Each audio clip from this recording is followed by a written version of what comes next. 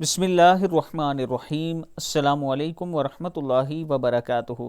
مخالفین کے دباؤ کے وقت پڑھی جانے والی دعا پہلی ہے ربی انی مغلوب فانتصر، اے میرے رب بے شک میں مغلوب ہو گیا ہوں، اب تو ہی ان سے میرا بدلہ لے گا۔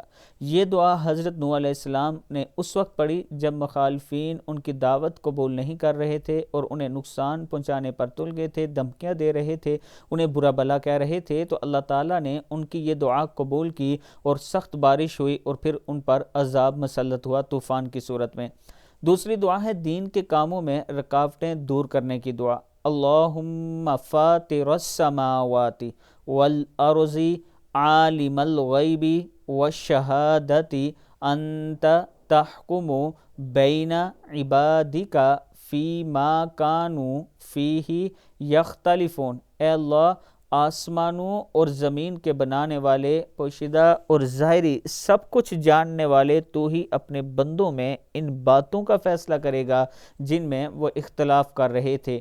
یہ دعا اللہ تعالیٰ نے رسول اللہ صلی اللہ علیہ وآلہ وسلم کو ایسے موقع پر پڑھنے کے لیے سکھائی جب لوگ حق بات نہ سنیں اور نہ حق جھگڑا کریں۔ تیسری دعا ہے خاتمہ بالخیر کی، فاطر السماوات والارض انت ولی فی الدنیا والآخرہ توفنی مسلما والحقنی بالصالحین، اے آسمانوں اور زمین کے بنانے والے، تو ہی دنیا اور آخرت میں میرا حقیقی کارساز ہے، مجھے اپنا فرمانبردار بنا کر اس دنیا سے اٹھا اور مجھے نیک لوگوں سے ملا دے۔ یہ دعا حضرت یوسف علیہ السلام نے کی جسے اللہ تعالیٰ نے قبول فرمایا۔ رزق میں برکت کی دعا، اللہم ربنا انزل علینا مائدۃ من السماء تکون لنا عیدا لاولنا وآخرنا وآیۃ منک وارزقنا وانت خیر الرازقین، اے اللہ اے ہمارے رب ہم پر آسمان سے کھانے کا دسترخوان نازل فرما جو ہمارے اگلوں پچھلوں کی عید ہو اور تیری قدرت کی نشانی ہو، اور ہمیں روزی دے، تو ہی بہترین روزی دینے والا ہے۔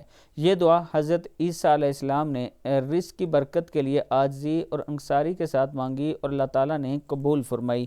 اللہ تعالیٰ ہم سب پر بھی اپنا کرم فرمائے۔ ویڈیو کو آپ دوستوں نے آگے ضرور شیئر کرنا ہے، اور اگر کسی دوست نے ابھی تک ہمارے چینل کو سبسکرائب نہیں کیا تو ضرور کر لیں تاکہ ڈیلی آپ تک اچھی ویڈیو پہنچ سکیں۔ السلام علیکم ورحمۃ اللہ وبرکاتہ۔